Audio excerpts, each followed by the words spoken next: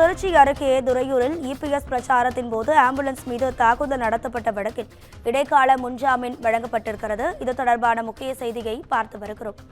இது குறித்தான கூடுதல் தகவல்களை நமது செய்தியாளர் சக்திவேல் வழங்கிட கேட்கலாம். சக்திவேல், வணக்கம். உங்க விரிவான தகவல். நிச்சயமாக வணக்கம் ராதிகா. திருச்சி அருகே துறையூர் பகுதியில் எடப்பாடி பழனிசாமி பிரச்சாரத்தின் போது வந்த ஆம்புலன்ஸ் வாகனத்தை வழிமறித்து அதிமுகவினர் தாக்கிய வழக்கில் பாலமுருகன், விவேக் உள்ளிட்ட 4 பேருக்கு இடைக்கால ஜாமீன் வழங்கி உயர்நீதிமன்ற மதுரை கிளை உத்தரவு பிறப்பித்துள்ளது. குறிப்பாக திருச்சி மாவட்டம் துறையூரை சேர்ந்த பாலமுருகன், விவேக், தீனதயாளன், கலியங்குடையான்பட்டி, பொன் காமராஜ் ஆகிய 4 பேர் உயர்நீதிமன்ற மதுரை கிளையில் தாக்கல் செய்த ஜாமீன் மனுவில் கோரிய மனுவில் அதிமுக பொதுச் செயலாளரும் எதிர்க்கட்சி தலைவருமான எடப்பாடி பழனிசாமி தமிழகத்தை மீட்போம் என்ற தலைப்பில் மக்களை சந்திப்பு தேர்தல் பிரச்சாரத்தில் ஈடுபட்டு வருகிறார். காவல்துறையின் முன் அனுமதி பெற்று திருச்சி துறையூர் பேருந்து நிலையம் அருகே கடந்த 24/8/2025 அன்று மாலை சுமார் 6 மணி அளவில் அரசியல் நிகழ்ச்சி கூட்டத்திற்காக ஏற்பாடு செய்யப்பட்டிருந்தது. பொதுமக்களும் தொண்டர்களும் எடப்பாடியாரின் உரையை கேட்க கூடியிருந்தனர்.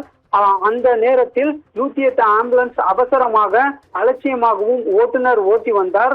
பொதுமக்களால் இது குறித்து கேள்வி எழுப்பப்பட்ட போது அப்போது தகராறு ஏற்பட்டது. இதில் சிலர் வாகனத்தை தாக்கினர்.